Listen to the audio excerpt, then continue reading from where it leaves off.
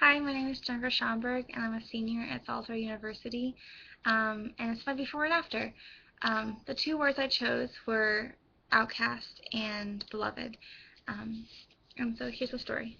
I grew up in a Christian home, and so I always knew about God and Jesus and who He was, and I was very much the good kid, doing what's right all the time. And through it all, though, I really felt like I didn't belong anymore, and that I was very much the outcast.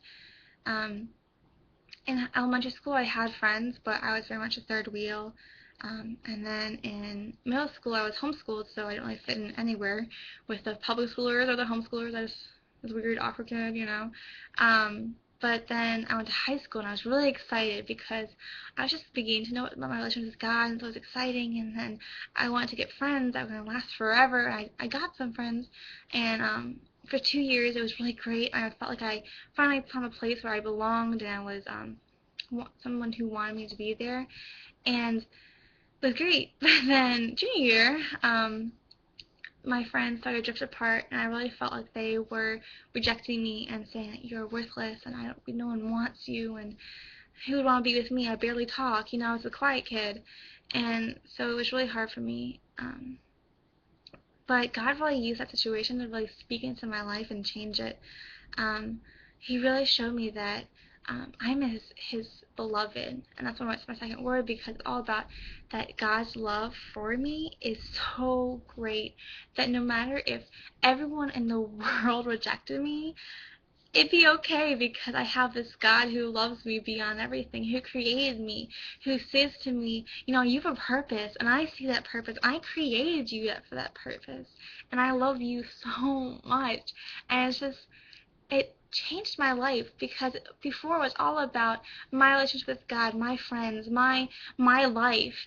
But then it became about this God who sent his son to die for me, and because he loves me. And it blows my mind. And so when I realized that, I started looking beyond myself and saying, if there's a God who loves me this much and gives given me this much joy, then it's no longer about what other people think, what the right thing to do in society is. It's about this God who who is awesome and loving and wants so much for you. And so my life is about him now, and giving glory and honor to him. And you might think, like, oh, that sounds terrible, but you think about it, like, if this God loves you so much, his plans have got to be good. I mean, he's got to know what's best for me, even when I don't. Like, people know? No, God knows. And so my life was filled with so much more joy and peace and comfort. And yes, I still struggle with, like, feeling loved and knowing God's love. I feel like that's something I'll never truly understand completely. But my life, it's a journey. You go through things, you learn things, and um, you constantly relearning things about God, and deepening your understanding. So there's a lot more to my testimony and more to my story. And if you have any questions that you want to ask me, I would love to tell you all about it, about this God who changed my life. Um, so a great place to come is to Crew on Thursday nights at 8:30.